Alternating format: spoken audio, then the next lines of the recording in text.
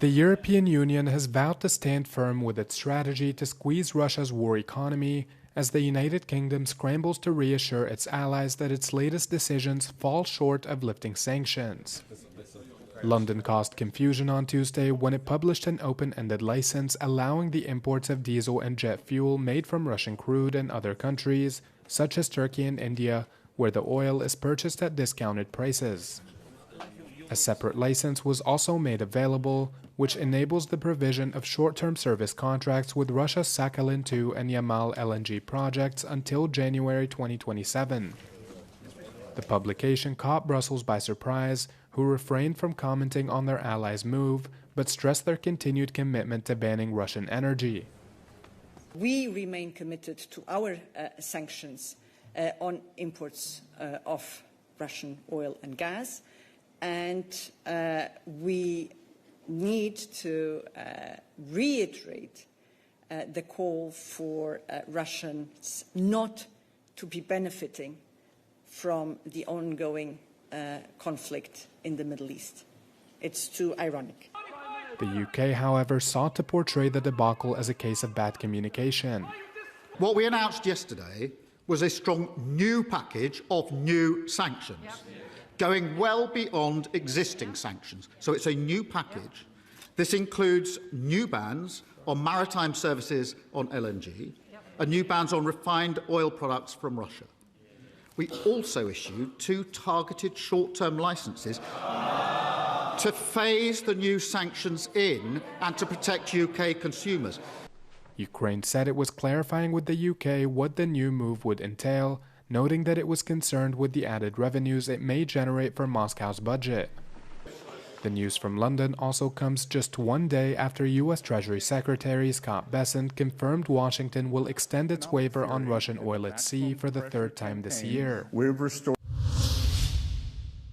Portuguese people are among the Europeans most eager to travel in 2026, according to Europe Assistance Annual Summer Vacation Barometer.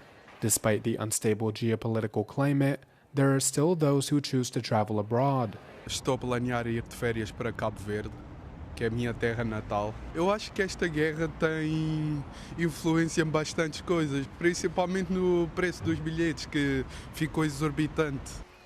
However, the Portuguese show a greater preference for traveling within the country, especially to the beaches of Algarve, with a slight decrease in international travel. The war in the Middle East seems to have dampened some travelers' interest in going abroad, mainly due to financial constraints and increased safety concerns. Planeio de férias e, portanto, já tenho marcadas férias para o Algarve, portanto, para Portugal, porque penso que agora é um pouco complicado ir para fora. Os combustíveis contextualizam a economia neste momento e, portanto, face à situação que se avizinha nos próximos tempos, também mantemos as férias cá em Portugal para evitar o menos custos possíveis. Condiciona um bocadinho, não pensava ir a uma viagem rápida, mas já não vou, tenho medo. Não. E além disso também estão muito caras as viagens e os alojamentos, tudo. Não é a altura, eu acho que nós estamos a atravessar uma fase de... Pronto, há o conflito, não é? Pronto, mundial, há as guerras, e isso sobe os preços, o custo de vida está muito mais alto, as coisas custam muito mais. E por isso mais difícil é fazer férias. Inflation remains the main reason holding people back when making plans. Portugal is the European country where this fear is most pronounced, and it's also the European country where high prices have the greatest impact on the budgets set aside for leisure. The countdown has begun. Artist JR has taken over the Pont Neuf. By June 6, Paris's oldest bridge will be transformed into La Caverne. La Caverne du Pont Neuf is the name of his monumental work, 120 meters long, 20 meters wide, and up to 18 meters high. For the artist, it's about juxtaposing the raw and the wild and establishing a dialogue between the past and the present. Some Parisians are thrilled about the project, others a little less so. J'aime que Paris vive et visiblement ce sera un très bel événement. Je ne sais pas ce que c'est encore, mais ça m'intéresse beaucoup. Je suis un peu déçue Dans la mesure où ça ne me fait pas vibrer pour l'instant. J'aimerais bien voir la finalité pour avoir un jugement, un avis plus juste. La Caverne du Pont Neuf will be open to the public 24 hours a day for 3 weeks. It's an immersive piece of work. JR entrusted a former member of Daft Punk with the task of creating the soundscape that will fill the space. His thrilling project on the iconic bridge comes 4 decades after that of Christo and Jean-Claude, the artist couple who wrapped the Pont Neuf in fabric.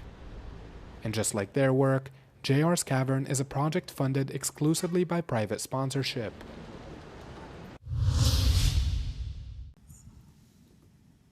"20 years after lifting the World Cup as Italy's captain, Fabio Cannavaro is chasing a different kind of football dream. As head coach of Uzbekistan's national team, he is preparing the players for the country's first ever appearance at football's biggest tournament. A milestone generations of supporters have waited to see. Few people understand what the World Cup means better than Cannavaro. World Cup is something that, as a football player, is a dream. As a football player, is the most important tournament, and to participate there is a privilege. You need to be enjoy. You need to be happy to participate to this tournament. Cannavaro experience is one thing, expectations are another. While he knows what it takes to compete on football's biggest stage, many of his players are preparing for a moment no Uzbek footballer has experienced before. What has impressed him most, he says, is their determination to improve and their willingness to embrace the challenge ahead. You know, it's the first time we go to the World Cup. It's the first time, you know, the approach to this kind of tournament. I saw many players with very good ambition. I saw them, they want to learn, they want to improve. The road ahead will not be easy. Uzbekistan's group includes some of football's most established nations. But Cannavaro believes the World Cup has a habit of producing surprises. I think it's a very tough stage because Colombia and Portugal, they are in the first 20 top teams in the world. Congo, many players play in Liga 1, in Premier League. So will be tough, and you know, during the World Cup you cannot say one is stronger than another because it's the World Cup. For the players, the focus is on embracing the occasion rather than the pressure. Midfielder Otabek Shukurov says the team wants to enjoy the experience while showing the world how far Uzbek football has come. Biz birinchi marta jahon chempionatida ishtirok etyapmiz. Bu hamma mas'uliyatni olib tashlash kerak va chiqib mazza qilib futbol o'ynash kerak. Competition within the squad has intensified as players battle for a place in the final selection. For younger members of the team, the stakes could hardly be higher. Jahon chempionatidan oldin yana ham raqobat avjiga chiqdi. O'shaning uchun borimizni beramiz. Davlatni sha'nini himoya qilishga, davlatni bayrog'ini ko'klab ko'tarib, o'zimizda salohiyatimizda o'sha jahon arenalarida nasib qilsa harakat qilamiz. As Uzbekistan moves closer to its World Cup ambitions, football here is increasingly being seen as part of a broader national transformation, one focused on international visibility. And with growing public attention around the national team, many supporters now believe qualification is no longer just an aspiration, but a realistic target. Rushana Akbarova, Euronews, Tashkent. For the first time, Athens is hosting a major exhibition dedicated to the extraordinary artist and performer Tilda Swinton, whose unforgettable screen presence has captivated audiences for decades. In the exhibition ongoing, Swinton brings together costumes, personal objects, photographs and film excerpts linked to the creative collaboration and friendships she has developed over the past 40 years with 8 influential figures from cinema and fashion.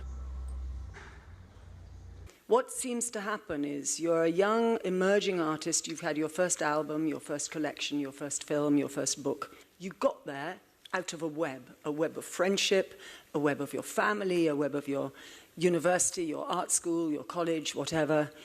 And then you're encouraged, sometimes subtly, sometimes not so subtly, by the record label or the gallerist or the film studio to just go solo, to just separate yourself. It's important for you to brand yourself as a commodity. And so I thought, my show at I. This is what I could maybe offer as some way of being useful. A portrait of a different way of working, which happens to be accurate to my story. The exhibition is a collaboration between Onassis Stegi and Eiffel Museum, where it was first presented. The acclaimed actress shares with visitors the defining moments and collaborations that have shaped her artistic journey, from her early work with Derek Jarman to her more recent projects with Pedro Almodóvar. Derek Jarman always used to say, prepare to go to the set as if you're going to a party. And that was really how it was. And as we all know, a good party is a party, you don't want the host to be completely responsible for the energy in the room. You don't want a bunch of guests who stand around waiting for the host to tell them how to have a good time. A good party is shared, the energy is shared with everybody. Somebody puts on the music, somebody pours the drinks, somebody brings the food. Tilda Swinton Ongoing runs until June 28th and is accompanied by a summer rooftop film screening program at Onassis Ready Cultural Center.